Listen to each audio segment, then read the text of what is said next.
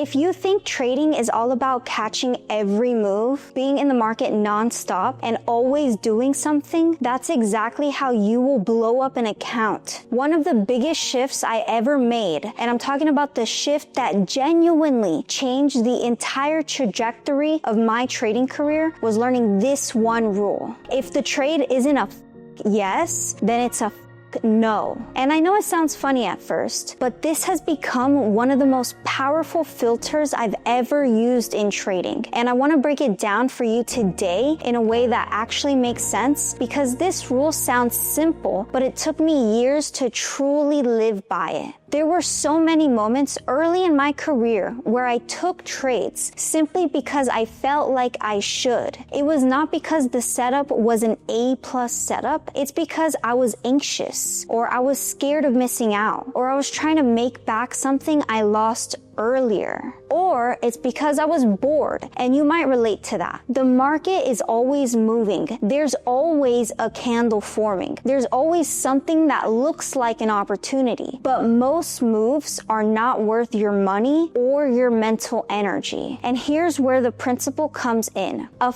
yes trade is obvious. It's clean. It aligns with your levels, your plan, and your criteria. You don't have to convince yourself to see it. Everything else is complete bullshit. One thing I tell my students all the time is you are allowed to wait. You don't have to jump into chaos. You don't have to catch every move. You don't have to enter just because the market's going up. You don't have to enter just because the market's going down. Some days the market is choppy, like choppy waves. The market could open like a tornado. Wicks are everywhere. There's no clear direction. There's volume scattered. If the trend's unclear, on those days, you're not missing opportunities. If you're forcing yourself to trade, you're losing money because the market was literally telling you, give me a minute, let the dust settle. And when you develop the discipline to wait through that, to let things form, to let direction show itself, then you'll stop bleeding money on random trades that you know you shouldn't have taken in the first place. Because that's what trading in uncertainty is. It's just a guess wrapped up in hope. We don't want to trade like that. We want to trade with a strategy, and we want to trade with a plan, and we only want to enter our A+ setups. So here's how I describe it. A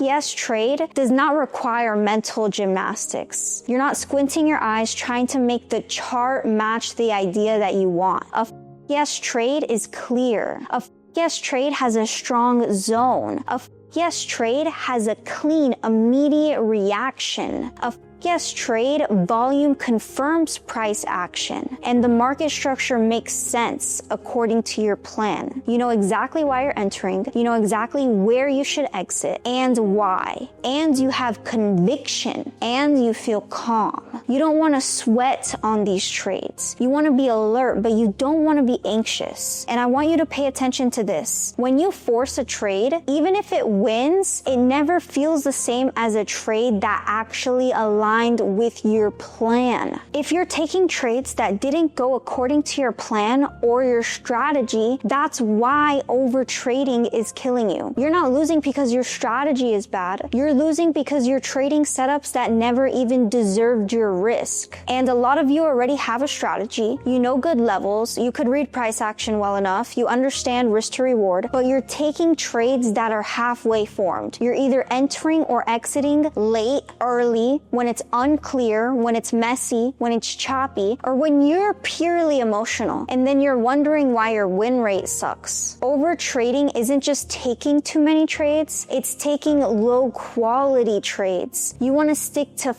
yes setups, and that will force you to stop taking low quality trades. And the crazy part is, once you only take trades that completely align with all your criteria, an A+ setup, your win rate will jump without you changing a single thing about your strategy. It's just you following your strategy 100%. And here's something that isn't talked about enough. Your mental and emotional state is part of the setup. If you're tired, irritated, rushing, or trying to trade through stress, you will lower your standards without even realizing it. You say, oh, this setup is good enough. You say maybe, and then that turns into a yes. A red flag becomes, well, let me just see what happens. Another part of this rule is if it isn't a yes trade, then it's a no. And if you aren't a yes, the trade isn't safe either. If you're shaky, triggered, or unsure, don't trade yet. The best trades I've taken were on days where I felt fully centered, focused, and calm. And my worst trading days were days where I felt like there was something I had to prove, or where I felt that pressure to trade. You want to ignore that pressure and remember the logical side of your brain. It's important to define your own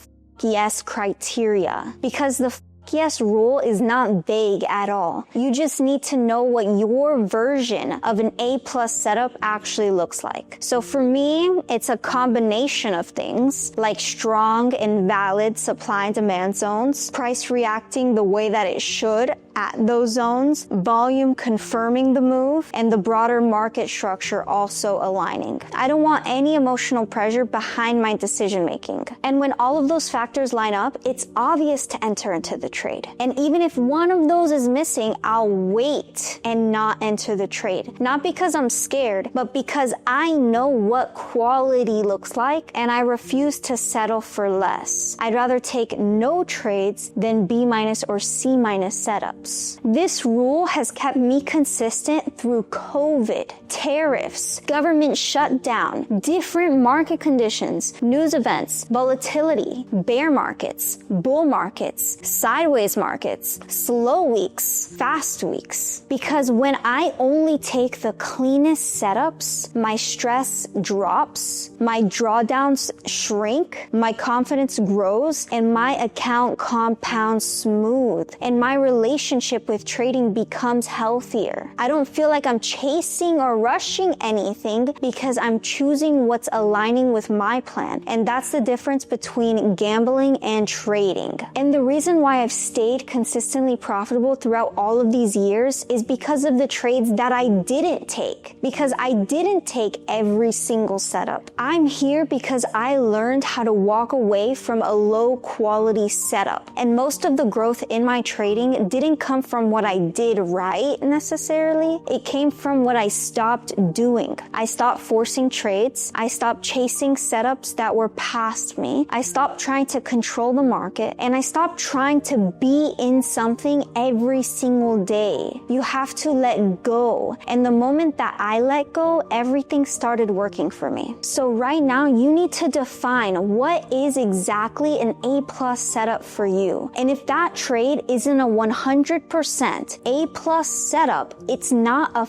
yes. And if it's not a yes, then it's a no, and you should not enter that trade. If your intuition is ever telling you, I probably should not enter this trade right now, that's a no trade. Trust your intuition and do not enter that trade. If you're looking at your checklist and everything is checked off and you're thinking of hesitating, but you see it has all the factors in your plan, don't hesitate. That's a yes setup, and you should enter. If the trade setup matches all of your confirmations but the risk-reward ratio doesn't align, that's a no setup, and don't take the trade. This principle is about being selective. This principle is about quality over quantity. When you focus only on A+ setups, your win rate will improve, your risk-reward ratio will improve, and your confidence will grow. If you want to keep building on this foundation, the next video I'd watch is this. It'll walk you through the exact basics you need to combine with this mindset so you stop guessing and you start trading with clarity. I'll see you in the next video.